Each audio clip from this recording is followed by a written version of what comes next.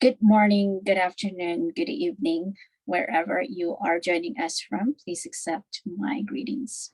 It is an honor and a pleasure to be here at the ICAS Fall 2021 Convergence Creativities and Design in STEM Education Conference. Thank you for the invitation, and it's an honor and a pleasure to be here. My name is Hana Siddiquee. I am an eternal student, and the rest of what I do is just the consequences of being an eternal student. I am an academic. I teach graduate and postgraduate courses. I am also a program developer. I developed a graduate MBA concentration program called Project Management and Agile. And I'm also the lead research coordinator at EduScrum and a US representative at EduScrum. I am a registered Scrum trainer at Scrum Inc. And I am the founder and the president at Bonishika and Agile Education USA. I'm here today to share my story with you so that you can try Agile for yourself. I will be sharing a few findings from my case studies.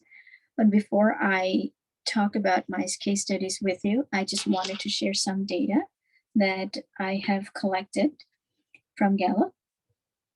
And this statistics here shows that with K-12 education in the USA, total percentage of satisfied and total percentage of dissatisfied. Data recorded from 2000 to 2020, and you can see that the total percent of satisfied is actually always has been below 50%, which is concerning. I have another piece of survey data from Gallup I've collected, and this survey was done focused on 3 questions. In the last 7 days, I have learned something interesting at school. I have fun at school. At this school, I get to do what I do best every day. And the participants, the students, were from grade 5th through 12th. And the percentage that here showing here, you can see that the higher the grades, the percentage are lower. In other words, higher the grades, the student engagement is lower. And here I wanted to share with you some of the findings. Our higher education, the traditional system, traditional profiles. So to adequately address the barriers to the students face, we must first recognize that 21st century students do not fit the traditional profile. And here are some of the data. 52% students are first in their family to complete college, 51% low to moderate income, 44% age 24 or more, 42% from communities of color, 30% attending part-time, 28% taking care of children or other dependents, 26% working full-time while enrolled, 18% non-native English speakers, 10% immigrants, and 5% active duty military personnel or veterans. Now, I have been teaching for a little bit over 10 years now, and I have 20 years of industry experience. But ever since I have started teaching, since the very beginning of my teaching career, I have a traditional teaching method never made sense to me. I was always interested in non-traditional teaching methods, for example, project-based learning, query-based learning, experiential learning, and I have been using them since the very beginning of my teaching career. And here I am. I would like to share a few findings of my case study titled, "What is Agile Education and Can it help improve student engagement?" While various tools and services can help student success, EduScrum, an innovative teaching and learning method, has been proven to be exceptionally effective way to increase student retention. This case study is a proven method for teaching and learning and is known to effectively boost student motivation in higher education. Some of the challenges we were facing were low student engagement rates, absentees and latenesses, lack of motivation, unable to complete work in time. And let me give you a little bit background of the students in the program itself. So this is a MBA concentration program called Business Analytics, and this was the very first time it was launched, the courses in the program launched, and the very first time courses were offered. So in winter 2019, I was teaching the first course in this concentration, which is, and I was using traditional method. And the data here showing weeks 1 through 7 student engagement, the average student engagement is 61%, which is concerning. I was concerned, and I knew I needed to do something to help my students, because students were struggling to complete work on time. And but my students are extremely enthusiastic. They want to learn.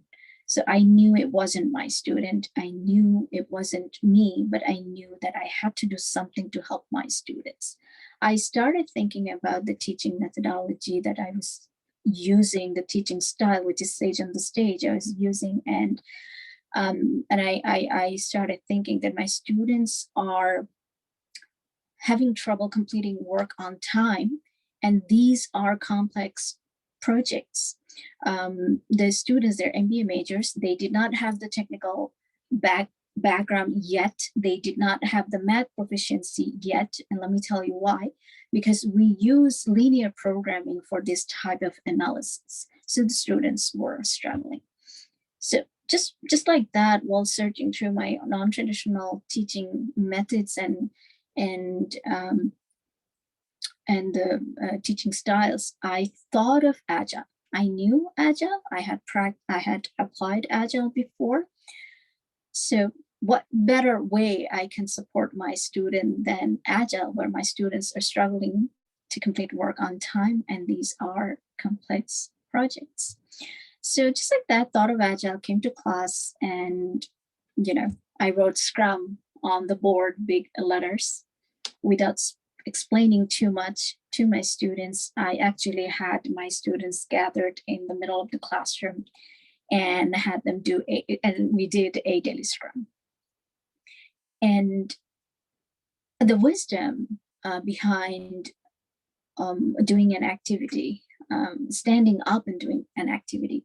One of my teachers used to have us stand up and do an activity, and he used to tell us that standing up doing an activity, you would have access to creativity normally you wouldn't have sitting down. And this is evidence. And you should have seen the boost in the energy of my students right after the daily Scrum when they were walking back to their workstations.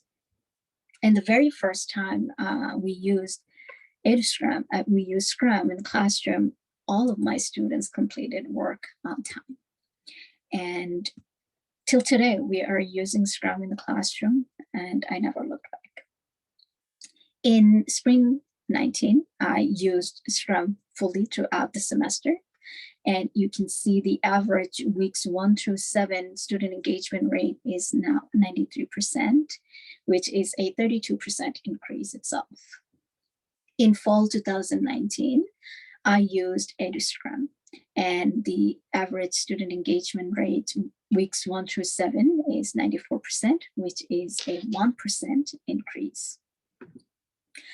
I just wanted to talk about the COVID-19, the crisis that we were hit right after this this semester, fall 19.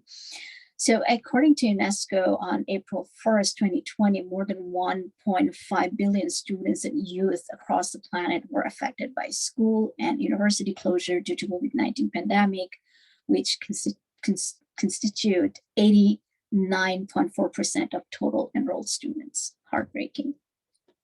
Schools and higher education institutions were closed in 185 countries on May 7, 2020. However, schools and higher education institutions were still closed in 177 countries, which constitutes 72.4% of total enrollments. Had we been prepared, could the numbers have been much, much lower? In this time in 2020 winter semester, when the pandemic hit, actually in the middle of the semester, the pandemic hit, and we were given about a week and a half, about 10 days time to transition on-site classes to fully online. So within 10 days, we had to do the entire transition. We had to go through the processes. And so while majority of our students, majority of our faculty members, including senior faculty members, did not know how to use the online features of the LMS, the learning management system that we use, all I had to do is just send out a few emails and announcements to my students, letting them know that, hey guys, we're going to be online, and that was it. And that is because my students are already familiar with this framework. They've been using this, they had been using this Agile teaching and learning. I've been using in classroom, and they've been using this framework where 90 to 95% of the time, our students collaborate with one another. So they not only collaborate when they are in class, but while they are away at home working on their projects. So they had the foundation, they had the collaboration tools, and they knew how to collaborate while being online, fully online with their classmates and also with me. So during the time, week and a half, what I did was I was helping my colleagues with the LMS, the online features, and some of the collaboration tools that we use in class. So our success story continues. You can see that course 1 and course 2, our retention rate is 100%. While that particular year, in the United States, especially in New York City, the dropout rates, failing rates were very high, significantly high, which is heartbreaking. So that's all I wanted to share with you from the case study that I was doing. Here's another piece of survey that I actually did. Even though my students were fully familiar with the online teaching tools and collaboration tools, and they were collaborating with no problem, I still have to have a contingency learning plan. So I did this survey, and this team, it shows that the percent of work, remote work experience, and I surveyed total 7 teams, and the average percent of remote work experience was only 37%.